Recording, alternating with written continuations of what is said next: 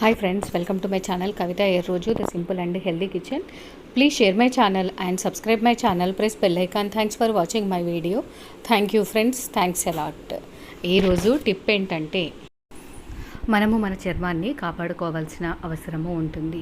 దానికి మనము లక్షల కొద్దీ కాస్మెటిక్స్ పెట్టే అంత కెపాసిటీ కొంతమందికి ఉంటుంది, కొంతమందికి ఉండదు. ఇవన్నీ కూడా పెట్టకుండా ఈ విధంగా చిన్న సింపుల్ టిప్స్ కనుక ఫాలో చేసినట్లయితే మనము హెల్తీగా ఉంటాము. స్కిన్ కూడా చాలా బాగుంటుంది. మనము బయటికి వెళ్ళి వచ్చిన వెంటనే స్కిన్ని నీట్గా ఫేస్ వాష్ చేసుకోవాలి. మీ స్కిన్ టోన్కి ఏ ఫేస్ వాష్ అయితే సూట్ అవుతుందో అలాంటి ఫేస్ వాష్ని మాత్రమే తీసుకోండి.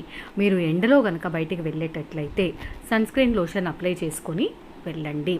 కంపల్సరిగా స్కిన్ అనేటటువంటిది లేదా బాడీ అనేటటువంటిది డీహైడ్రేషన్ అవ్వకుండా మంచినీళ్ళు కానివ్వండి, జ్యూసెస్ కానివ్వండి తీసుకుంటూ ఉండండి. ఇది హెల్త్కు కూడా మంచిది. నెలకు ఒకసారి కంపల్సరీగా ఫేషియల్ అనేటటువంటిది చేయించుకోండి. ఎండలో వెళ్ళేటప్పుడు లేదా ఈవెన్ బయటికి వెళ్ళేటప్పుడు స్కార్ఫ్ కట్టుకొని వెళ్ళండి.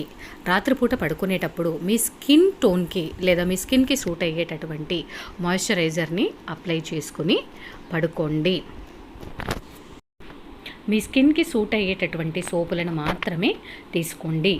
స్కిన్ అంతా కూడా కవర్ అయ్యేలాగా మంచిగా బట్టలు వేసుకోండి.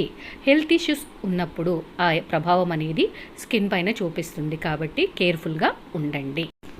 ఎందుకంటే స్కిన్ పాడైపోయిందని చెప్పేసి మీరు వేరే ఏదైనా క్రీములు అట్లాంటివి అప్లై చేయొద్దు. హెల్త్ ఇష్యూస్ ఉన్నప్పుడు ఆ హెల్త్ ఇష్యూస్కి సంబంధించిన మెడిసిన్స్ తీసుకుంటే అవి హెల్త్ ఇష్యూస్ పోయిన తర్వాత స్కిన్ ఆటోమేటికల్లీ సెట్ అవుతుంది.